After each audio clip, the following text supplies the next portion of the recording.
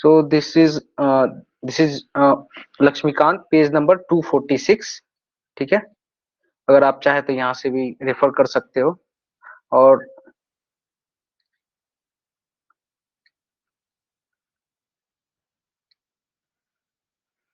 तो article right to freedom of religion article 25 to 28।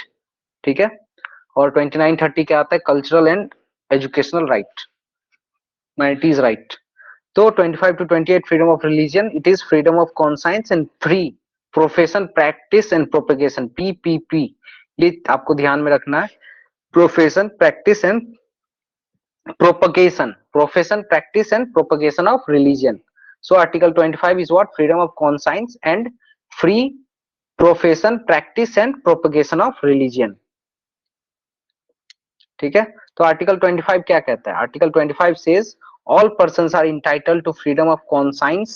तो conscience का मतलब क्या होता है? Inner freedom. ठीक है, इनर फीलिंग। कॉन्साइंस का मतलब हम अंदर से क्या, इनर फ्रीडम ऑफ इंडिविजुअल क्या है, इंसान अंदर ही अंदर किस चीज पे विश्वास करता है, ये हो गया कॉन्साइंस। ठीक है, तो आर्टिकल 25 के अनुसार every person is entitle to equal freedom of conscience, और उसके पास राइट है टू फ्रीली प्रोफेस, किसी भी रिलीजियन को फ्रीली लोगों को बता सकता है, प्रचार प्रसार कर सकता है और प्रैक्टिस कर सकता है। प्रोफेस एंड प्रोपिगेट मतलब प्रचार प्रसार कर सकता है। तो राइट टू प्रोफेस मतलब क्या हो गया? Declaration of one's religious belief and faith openly, कि हमारा ये रिलीजियस बिलीफ है, हम इस रिलीजन को मानते हैं, और उसको ओपनली बताना, ये होगा प्रोफेस। और प्रैक्टिस का मतलब हो गया जो भी मेरा रिलीजियस वर्शिप है, जो भी हम रिचुअल को फॉलो करते हैं, उसको परफॉर्म करना। ठीक है, तो freedom of conscience, right to profess, right to practice and right to propagate. ठीक है, प्रोपगेट मतलब हो गया ट्रांसमिशन एंड डिसेमिनेशन। तो ये टर्म का मतलब क्या होता है? ट्रांसमिशन एंड डिसेमिनेशन मतलब होता है प्रचार प्रसार। ठीक है, प्रचार प्रसार करना अपनी रिलीजियस बिलीफ का, और others to others, exposition of tenets of one's religion, आपके रिलीजन का जो भी फिलोसफी है उसको एक्सपोज करना, उसको बताना। But it does not include the right to convert another person to one's own religion. Article 25 के अंदर आपको राइट टू प्रोपगेट तो आता है, यानी आप ट्रांसमिशन एंड डिसेमिनेशन यानी प्रचार प्रसार कर सकते हो, लेकिन right to convert another person to one's own religion ये आर्टिकल 25 में इंक्लूड नहीं होता। आप किसी दूसरे व्यक्ति को अपने रिलीजन में कन्वर्ट नहीं कर सकते हो। और फोर्सिबल कन्वर्सन जो है ये फ्रीडम ऑफ कॉन्साइंस के अगेंस्ट जाता है। तो एक क्वेश्चन था जो कि किसी बार एग्जाम में पूछा गया है, किसी प्री एग्जाम में, शायद वो स्टेट PCS है। फोर्सिबल कन्वर्सन, अगर आप फोर्सिबल कन्वर्सन करते हो तो कौन सा राइट हैम्पर होता है, व्हिच राइट गेट अफेक्टेड? और ऑप्शन में था right to freedom of religion, uh, या फिर और भी आर्टिकल्स थे, right to manage one affair, right to practice. हाँ, वहां पे ऑप्शन थे right to profess, right to practice, right to profess a religion, right to practice a religion, right to propagate a religion. एक था freedom of conscience. तो अगर आप किसी को कन्वर्ट करते हो तो that impinges upon what? Freedom of conscience that is guaranteed to all person alike. तो फ्रीडम ऑफ कॉन्साइंस को हैम्पर करता है अगर आप किसी को कन्वर्ट करते हो, फोर्सिबल कन्वर्सन। ठीक है, तो यहां से भी क्वेश्चन बनते हैं।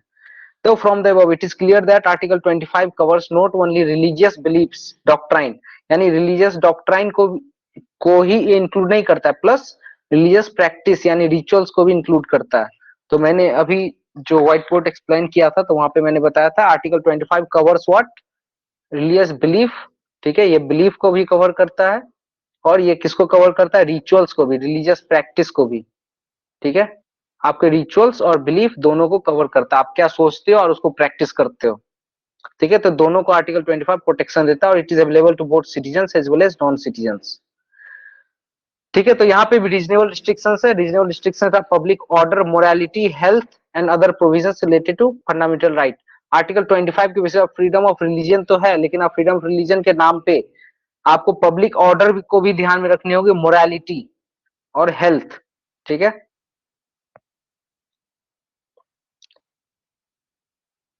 तो अब मोरालिटी जो है ये हमारा राइटनेस ऑफ बिहेवियर, नीति सदाचार। ठीक है, जो सामाजिक सदाचार है उसको भी ध्यान में रखा जाएगा। तो यहाँ पे स्टेट के पास भी कुछ राइट है। जब आप आर्टिकल 25 को एक्सरसाइज करो, स्टेट जो है आपके रिलीजियस प्रैक्टिस को रेगुलेट कर सकता है if it is related to any economy और फाइनेंशियल बिजनेस, ठीक है। और स्टेट चाहे तो किसी हिंदू रिलीजियस को भी खोल सकता है as a medium of social welfare, ठीक है। और आर्टिकल 25 में एक और बात कही गई है, जनरली आपको नहीं पता होगा, ठीक है। तो आर्टिकल 25 में कहा गया है कि जो वियरिंग ऑफ कृपान है, हो सकता है क्वेश्चन आ जाए कि कृपान रखना एक फंडामेंटल राइट है, और कृपान के बारे में मेंशन्ड है हमारे कॉन्स्टिट्यूशन में, कृपान के बारे में मेंशन्ड है आर्टिकल 25 में, और दिस स्टेटमेंट इज ट्रू और नॉट। तो आप सोचोगे ये कृपान तो किसी फंडामेंटल किसी रिलीजन से रिलेटेड है, तो ये इस आर्टिकल में क्यों मेंशन्ड होगा? आर्टिकल 25 में तो ये मेंशन्ड है, right to profess, practice and propagate religion. लेकिन आर्टिकल 25 में एक्सप्लेनेशन दिया हुआ, it is about wearing and carrying of kirpans to be included in profession of Sikh religion, ठीक है। ये आर्टिकल 25 में मेंशन है, यानी सिख रिलीजन को स्पेशल प्रोटेक्शन दिया गया। और हिंदूज का मतलब होता है सिख, जैन एंड बुद्धिस्ट, ठीक है। सिख, जैन एंड बुद्धिस्ट हिंदू का मतलब है। और ये किस जजमेंट में बताया गया था? ये बताया गया था Malankara Syrian Catholic college case में, ठीक है, जो मैंने व्हाइट बोर्ड पे एक्सप्लेन किया था। Malankara Syrian Catholic college case, ये तो जनरली आर्टिकल 30 के माइनॉरिटीज के लिए है, बट इसमें यह भी कहा गया कि हिंदूज मतलब Jain, Sikh and Buddhist, Jain, Sikh and Buddhist को भी हम हिंदू में काउंट करते हैं। उसके बाद आता है freedom to manage religious affair, ठीक है। ये आर्टिकल 26 में आता है। और this is what religious denomination, कोई भी रिलीजियस डिनोमिनेशन या फिर कोई भी section of citizen freedom religious affair को मैनेज कर सकता है। कैसे? By establishing and maintaining institution जो कि रिलीजियस काम करेगा। और रिलीजियस डिनोमिनेशन के और क्या, ये article 26 it is about group, ठीक है। ये ग्रुप का राइट कर रहा है, यानी रिलीजियस डिनोमिनेशन क्या है? ये ग्रुप है। और वो जो ग्रुप रिलीजियस ग्रुप है, ये किसी भी इंस्टीट्यूशन को स्टैब्लिश कर सकता है, रिलीजियस और चैरिटेबल फंक्शन को प्रोपगेट कर सकता है, प्रैक्टिस कर सकता है, ये रिलीजन के अफेयर को मैनेज कर सकता है, ठीक है। कोई भी रिलीजियस डिनोमिनेशन मूवेबल और इमूवेबल चल अचल संपत्ति को एक्वायर कर सकता है, और जो भी लॉ है सोसाइटी का उसके बेसिस पे उसे एडमिनिस्टर कर सकता है, अपने इंस्टीट्यूशन को एडमिनिस्टर कर सकता है, ठीक है। तो यहाँ पे वही बताया गया article 25 it is about right of individual, और article 26 is about right of religious denomination और देयर सेक्शन, यानी ये ग्रुप राइट है। आर्टिकल 26 क्या है? Group rights. तो article 26 protect collective freedom of religion. Article 26 क्या प्रोटेक्ट करता है? कलेक्टिव फ्रीडम, यानी कलेक्टिव कलेक्शन ऑफ पीपल, इतना लोगों का ये कलेक्शन ऑफ पीपल हो गया, तो इनका कलेक्टिव फ्रीडम को, यानी ग्रुप ऑफ पीपल या फिर रिलीजियस डिनोमिनेशन के फंडामेंटल राइट को आर्टिकल 26 प्रोटेक्ट करता है। लेकिन आर्टिकल 25 किसको प्रोटेक्ट करता है? To individual, rights of individual. यहाँ पे भी रीजनेबल रिस्ट्रिक्शन है, जितने भी फंडामेंटल राइट है हर जगह रीजनेबल रिस्ट्रिक्शन आता है, आर्टिकल 17 को छोड़ के, ठीक है। It is public order, morality और हेल्थ, ठीक है। और सुप्रीम कोर्ट ने भी यहाँ पे कुछ कहा है रिलीजियस डिनोमिनेशन के बारे में। रिलीजियस डिनोमिनेशन क्या है? तो religious denomination is section of collection of individuals जिसके पास एक पॉपुलर बिलीफ है, जो कुछ विश्वास करता है, ठीक है। Those who have system of belief या फिर डॉक्ट्राइन, और जिसके बेसिस पे जो कि स्पिरिचुअल हो, ठीक है, और एक प्रॉपर कॉमन बिलीफ हो। दूसरा कंडीशन क्या है? उसका एक कॉमन ऑर्गेनाइजेशन होना चाहिए और उसका एक डिस्टिंक्ट नाम होना चाहिए। तो ये कंडीशन है रिलीजियस डिनोमिनेशन का होने का क्राइटेरिया। सुप्रीम कोर्ट ने फिर क्या कहा? रामकृष्ण मिशन और आनंद मार्ग ये एक रिलीजियस डिनोमिनेशन है, लेकिन जी के विद इन हिंदी रिलीजन, और औरबिंदो सोसाइटी एक रिलीजियस डिनोमिनेशन नहीं है, ठीक है। तो आर्टिकल 26 किसका राइट का बात करता है? रिलीजियस डिनोमिनेशन के राइट का बात करता है। Next come article 27, it is freedom of taxation for promotion of religion, ठीक है। यहाँ पे 27 किसका बात कर? टैक्स का बात करता है। तो आर्टिकल 27 के बेसिस पे no person shall be compelled to pay any taxes for promotion और maintenance of any particular religion और रिलीजियस डिनोमिनेशन। कोई भी पर्सन को आप कंपेल नहीं कर सकते हो अपने रिलीजन को प्रमोट अगर वो कर रहा है तो, ठीक है। तो स्टेट, और इसका मतलब ये भी हुआ कि स्टेट भी अपना पैसा को खर्च नहीं करेगा। State shall not spend their public money for promoting any religion, किसी भी रिलीजन को प्रमोट करने के लिए, या फिर किसी रिलीजन को फेवर नहीं कर सकता है, पैट्रोनाइज नहीं कर सकता है, और किसी रिलीजन को ज्यादा सपोर्ट नहीं कर सकता है। रिलीजन, तो state is what, state is secular, मतलब इट इज न्यूट्रल, ठीक है। हाँ, लेकिन अगर वो सेकुलर एडमिनिस्ट्रेशन कर रहा है, जैसे आप वैष्णो देवी जाते हैं तो वहां पे एडमिनिस्ट्रेशन को संभालता है स्टेट, तो वहां पे आपसे वो फी ले सकता है, ठीक है। The provision prohibit only levy of a tax not a fee, ठीक है। आपसे टैक्स तो आप नहीं लेगा स्टेट, लेकिन आपसे फी ले सकता है, किसी चीज को मेंटेन कर रहा है। The purpose of a fee is to control secular administration of religious institution, और यहाँ पे भी स्टेट कोई रिलीजन को प्रमोट नहीं करती है। The fee can be levied on pilgrims to provide some special service और सेफ्टी मेजर्स, यानी सेफ्टी, आपको सेफ्टी प्रोवाइड कर रहा है, आपको रिलीजियस एक्ट कर रहे हो तो आपको सेफ्टी प्रोवाइड कर रही है, तो वो एक फी स्टेट ले सकती है, ठीक है। Then comes freedom from attending religious instruction, article 28 में आता है ये, freedom from attending religious instruction. तो no religious instruction shall be provided in any educational institution wholly maintained out of state fund. तो जो भी इंस्टीट्यूशन पूरे स्टेट फंड से ही अगर एडमिनिस्टर हो रहा है, और वो इंस्टीट्यूशन स्टेट फंड से ही चल रहा है, तो वहां पर उस एजुकेशनल इंस्टीट्यूशन में आप कोई रिलीजियस इंस्ट्रक्शन नहीं दे सकते हो। 1 मिनट।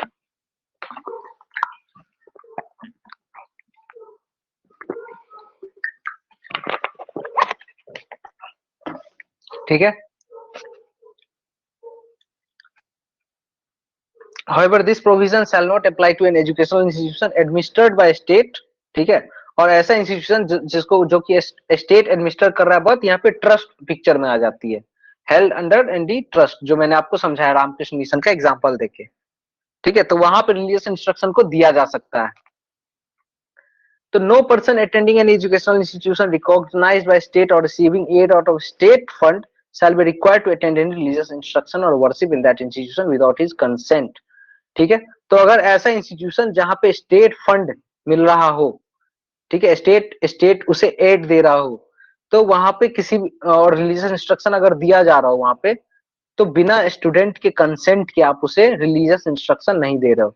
तो आर्टिकल 28 क्या करता है, 4 टाइप्स ऑफ एजुकेशनल इंस्टीट्यूशन का बात करता है। हम तब से एजुकेशनल इंस्टीट्यूशन के बारे में बोल रहे हैं, तो आर्टिकल 28 में 4 एजुकेशनल इंस्टीट्यूशन का बात किया गया। पहला, एक ऐसा institution that is Holi maintained by state, जो कि स्टेट पूरी तरह से मेंटेन कर रहा हो अपने फंड से। तो यहाँ पे तो रिलीजियस इंस्ट्रक्शन पूरा का पूरा प्रोहिबिट है, ठीक है, religious instruction is completely prohibited. लेकिन B, institution administered by state but establish under trust या फिर इंडोमेंट, तो यहाँ पे आप रिलीजियस इंस्ट्रक्शन दे सकते हो, ठीक है, परमिटेड है बी में। लेकिन सी और D, institution recognised by state, अगर किसी इंस्टीट्यूशन को बस रिकॉग्नाइज किया स्टेट, वहां पे फंड नहीं दे रहा हो, और ऐसा इंस्टीट्यूशन वहां पे बस एड मिल रहा हो स्टेट से, कभी कभी कुछ पैसा मिल जाता हो, तो यहाँ पे वॉलेंट्री बेसिस पे आप रिलीजियस इंस्ट्रक्शन को प्रोवाइड कर सकते हो। वॉलेंट्री बेसिस पे रिलीजियस इंस्ट्रक्शन को प्रोवाइड कर सकते हो। देन कम्स, ये हो गया right to freedom of religion, article 25, 26, 28, 27 and 28। 25 to 28 किसके बारे में बात करता है, right to freedom of religion, ठीक है।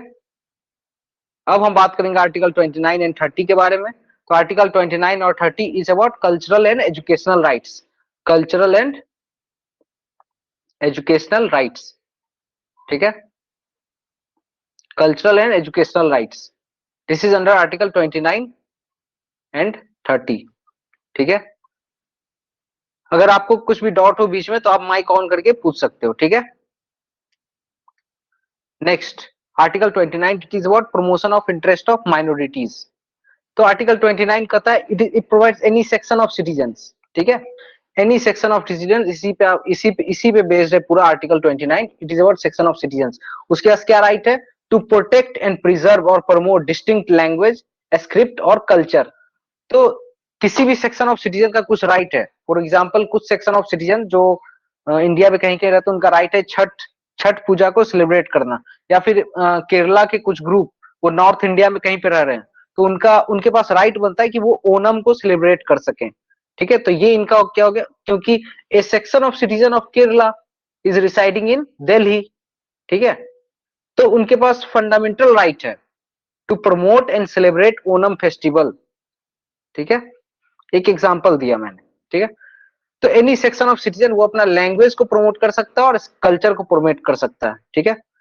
उसके बाद दूसरा क्या है पार्ट आर्टिकल 29 में, जो मैंने अभी बताया था आपको, no citizen shall be denied admission into any educational institution that is maintained wholly by state और that is receiving aid out of state fund and on the ground of what, religion, race, caste और language. आप religion, race, caste और language के basis पे किसी भी individual को किसी भी एजुकेशनल इंस्टीट्यूशन में एडमिशन लेने से मना नहीं कर सकते हो, दैट कम्स अंडर आर्टिकल 29। तो first provision it is about right of group यानी section of citizens, and second provision about right of citizens that is no citizen shall be denied admission into educational institution, ठीक है।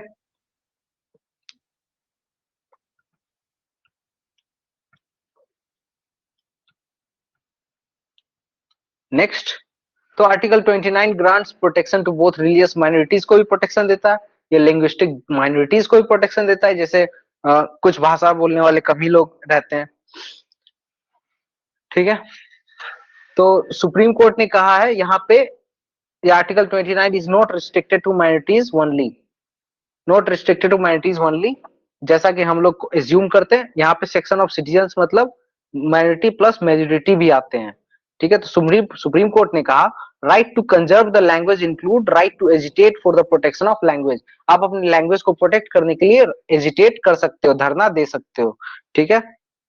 और इसीलिए अगर आप कोई भी गवर्नमेंट, कोई भी पॉलिटिकल पार्टी अगर पॉलिटिकल स्पीच देती है कि हमें इस लैंग्वेज को प्रोटेक्ट करना है, ठीक है, for the conservation of language of section of citizen, ठीक है, तो it does not amount to corrupt practices, ऐसा भी स्टेटमेंट किसी भी एग्जाम में आ सकता है कि कोई पॉलिटिकल पार्टी अगर स्पीच दे रहा हो कि हमें इस आर्टिकल को हमें इस लैंग्वेज को बचाना है वोट बैंक को बड़ा करने के लिए, कि किसी पार्टिकुलर लैंग्वेज का बात कर लिया, तो that is not mall practice, वो बिल्कुल सही है, बिकॉज आर्टिकल 29 के अंदर हमें फंडामेंटल राइट मिलता है to protect our language, script और कल्चर, ठीक है, लैंग्वेज, स्क्रिप्ट और कल्चर, ठीक है, ये ध्यान रखना, लैंग्वेज, स्क्रिप्ट और कल्चर और citizen of section of citizen, ठीक है।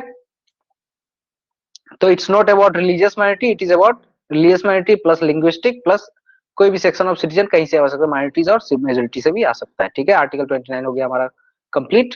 Then comes article 30 right of minorities to establish and administer educational institution, ठीक है। तो आर्टिकल 28 क्या था, freedom from attending any religious instruction, it is the right of individual to have freedom from attending religious instruction, आप जबरदस्ती उसे religious instruction नहीं दे सकती, आर्टिकल 28 में था, लेकिन हमें रिलीजियस इंस्ट्रक्शन देना है तो माइनॉरिटीज के पास एक राइट है, वो किसी भी इंस्टीट्यूशन को एडमिनिस्टर कर सकते हैं, एस्टैब्लिश कर सकते हैं और उसे एडमिनिस्टर कर सकते हैं, तो it is about establishing educational institution by minorities. तो आर्टिकल 30 किसको राइट देता है, माइनॉरिटीज को राइट देता है, और यहाँ पे आता है कौन सा case, Malankara Syrian Catholic case, Malankara case, ये आपको याद रखना है, ठीक है, अभी तो आएगा अच्छे से, ठीक है, रिलीजियस और लिंग्विस्टिक। तो यहाँ पे पहला पॉइंट है all minorities shall have the right to establish and administer educational institution of their choice, सभी माइनॉरिटीज को, कोई भी रिलीजियस माइनॉरिटीज है, ठीक है, तो उनके पास राइट है एस्टैब्लिश और एडमिनिस्टर करना अपने एजुकेशनल इंस्टीट्यूशन, अपने चॉइस का एजुकेशनल इंस्टीट्यूशन को मैनेज करने का, एस्टैब्लिश करने का राइट है, ठीक है। कंपेंसेशन अमाउंट, तो अगर कोई भी माइनॉरिटीज रिलीजियस इंस्टीट्यूशन को, एजुकेशनल इंस्टीट्यूशन को एस्टैब्लिश करेगा तो उसके लिए वो प्रॉपर्टी को खरीदेगा, तो that is dealt under right to, पहले तो राइट टू प्रॉपर्टी से डील किया जाता था, लेकिन 44th कॉन्स्टिट्यूशनल अमेंडमेंट के बाद राइट टू प्रॉपर्टी हटा दिया गया, ठीक है। तो गवर्नमेंट माइनॉरिटीज के प्रॉपर्टी को एक्वायर तो कर सकती है, बट उन्हें प्रॉपर कंपेंसेशन देना पड़ेगा, ठीक है। Compensation amount fix by the state for compulsory acquisition of any property of minority educational institution, क्योंकि राइट टू प्रॉपर्टी तो अब खत्म हो चुका है, तो 44th अमेंडमेंट एक्ट 1978 के बेसिस पे राइट टू प्रॉपर्टी जो खत्म हो गया, लेकिन फिर भी आप अगर माइनॉरिटी एजुकेशनल इंस्टीट्यूशन के प्रॉपर्टी को आप एक्वायर करते हो तो उसे आप प्रॉपर कंपेंसेशन अमाउंट देना होगा, ठीक है। और इस बेसिस पे आप किसी भी राइट टू माइनॉरिटीज के राइट को आप छीन नहीं सकते हो, ठीक है। और यहाँ पे स्टेट जो है डिस्क्रिमिनेट नहीं करेगा against an educational institution managed by minority. तो आर्टिकल 30 जो it confined only to minority, generally जो जहाँ पे ओनली स्टेटमेंट होता है वो गलत हो जाता है, लेकिन article 30 is confined only to minorities, not only हाँ माइनॉरिटीज। कौन से minority? It is about religious as well as linguistic, religious और लिंग्विस्टिक माइनॉरिटीज से रिलेटेड आर्टिकल 30 है, ठीक है। And does not extend to any section of citizen, जो कि आर्टिकल 29 करता है। आर्टिकल 29 के अंदर एनी सेक्शन ऑफ सिटीजन को राइट मिलता है, लेकिन आर्टिकल 30 के अंदर only to minorities, that is कौन सा माइनॉरिटी? रिलीजियस और लिंग्विस्टिक, ठीक है। लिंग्विस्टिक यहाँ भी है, रिलीजियस और लिंग्विस्टिक। और माइनॉरिटी इज ए वर्ड और a term that is not defined anywhere in the constitution, ये कॉन्स्टिट्यूशन में कहीं भी डिफाइन नहीं है। तो यहाँ पे फिर से हमको माइनॉरिटी एजुकेशनल इंस्टीट्यूशन देखना है, जो कि 3 टाइप का होता है। हमने आर्टिकल 28 में देखा था एजुकेशनल इंस्टीट्यूशन, जहाँ पे इंस्ट्रक्शन मिल सकता है या नहीं मिल सकता है। यहाँ पे माइनॉरिटी एजुकेशनल इंस्टीट्यूशन का बात कर रहे हैं हम लोग। कितने पेज नंबर पे? पेज नंबर 251, ठीक है। तो यहाँ पे institution that seek recognition as well as aid from the state, एक ऐसा इंस्टीट्यूशन जिसको स्टेट रिकॉग्नाइज भी कर रहा हो और एड भी दे रहा होगा। दूसरा कौन सा इंस्टीट्यूशन है? जहां पे सिर्फ स्टेट उसको बस रिकॉग्नाइज कर रहा हो लेकिन एड नहीं दे रहा हो, पैसा नहीं दे रहा हो। और तीसरा है कि जिसको ना रिकॉग्निशन चाहिए ना ही एड चाहिए स्टेट से, ठीक है। तो पहला और दूसरा, ये जो institution that seek recognition as well as और institution that seek only recognition, यहाँ पे आपको रेगुलेटरी पावर के अंदर सब्जेक्ट होना होगा। यानी स्टेट के पास रेगुलेटरी पावर है, उसको एक प्रॉपर सिलेबस दे सके, प्रॉपर एकेडमिक स्टैंडर्ड दे सके कि आपको ऐसा सैनिटेशन फॉलो करना है, इस एकेडमिक स्टैंडर्ड को फॉलो करना है, आपको टीचिंग स्टाफ को ऐसे मैनेज करना है। तो वहां पे प्रॉपर एडमिनिस्ट्रेटिव डिटेल्स स्टेट दे सकती है, यानी रेगुलेट कर सकते हैं अपने पावर से, ठीक है। ये फर्स्ट और सेकेंड वाले इंस्टीट्यूशन को, जहां पे स्टेट रिकॉग्नाइज कर रहा हो या फिर रिकॉग्नाइज और एड दोनों दे रहा हो, ठीक है। और जो थर्ड टाइप का इंस्टीट्यूशन है, that does not require recognition और एड फ्रॉम द स्टेट, तो वहां ही इज ऐसा institution free to administer their affairs. लेकिन यहाँ पे भी जनरली जो कॉन्ट्रैक्ट लॉ होते हैं, लेबर लॉ होते हैं, इंडस्ट्रियल लॉ होते हैं, टैक्स लॉ होते हैं, इकोनॉमिक रेगुलेशन, वो सबको फॉलो करना होगा। तो इंडस्ट्रियल लॉ हो गया, क्योंकि अब माइनॉरिटी इंस्टीट्यूशन है, वो भी तो किसी न किसी को एम्प्लॉयमेंट देगी। तो वहां पे आप स्टेट तो रेगुलेट नहीं करेगी इंस्टीट्यूशन को, लेकिन स्टेट को प्रॉपर लेबर लॉ को फॉलो करना होगा। एक इंडस्ट्रियल लॉ क्या है उसको फॉलो करना पड़ेगा, टैक्स लॉ को फॉलो करना पड़ेगा, ठीक है। और आर्टिकल 30 में जो ये स्पेशल राइट है, ठीक है, ये माइनॉरिटीज को ये राइट मिलता है, institution that neither seek recognition not aid from state, और उसको फ्रीडम है अपने आप को एडमिनिस्टर करने का। लेकिन ऐसा राइट इसलिए मिला है ताकि इक्वालिटी को इंश्योर किया जा सके। ऐसा Malankara Syrian Catholic case 2007, year भी याद रखना, 2007 में आया। तो कहा गया है कि ऐसा to ensure equality not advantage, आप इसका फायदा नहीं उठा सकते, अनड्यू एडवांटेज नहीं उठा सकते, ये इंश्योर इक्वालिटी के लिए है। तो चलिए देखते हैं राइट कौन क्या क्या माइनॉरिटीज राइट को मिले हुए हैं। Right of minority to establish and administer educational institution with choice complies following rights, ये सब राइट है। To choose its governing body, अपने गवर्निंग बॉडी को चूज कर सकता है।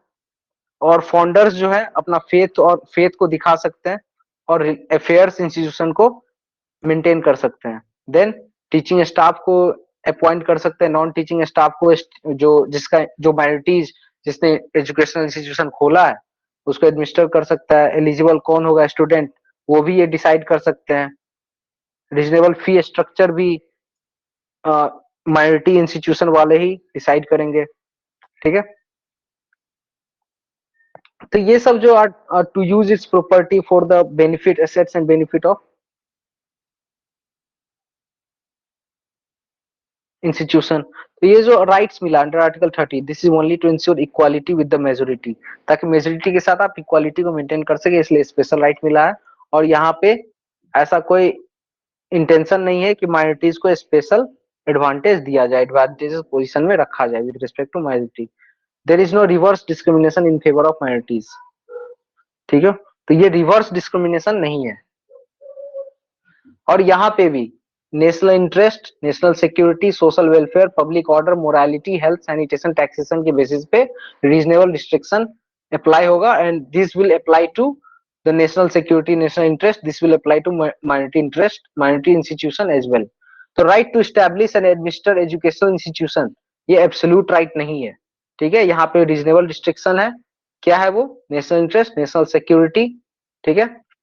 और यहाँ पे भी आपको प्रॉपर, यहाँ पे रेगुलेट गवर्नमेंट कर सकती है, आपको प्रॉपर स्टैंडर्ड या फिर एकेडमिक एक्सेलेंस को मेंटेन कर सकता है। यानी आपको right to administer educational institution मिला है, तो इसका मतलब ये नहीं कि आप राइट टू माल एडमिनिस्ट्रेशन करेंगे, ठीक है।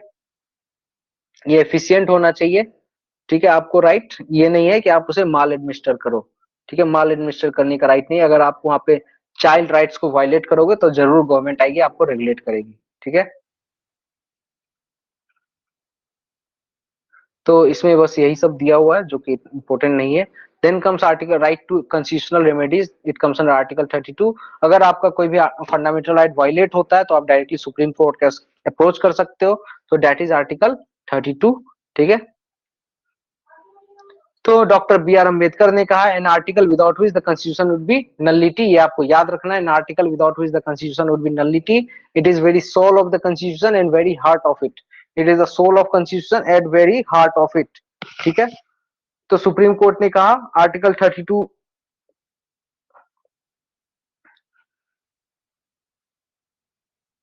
Is the basic feature of constitution.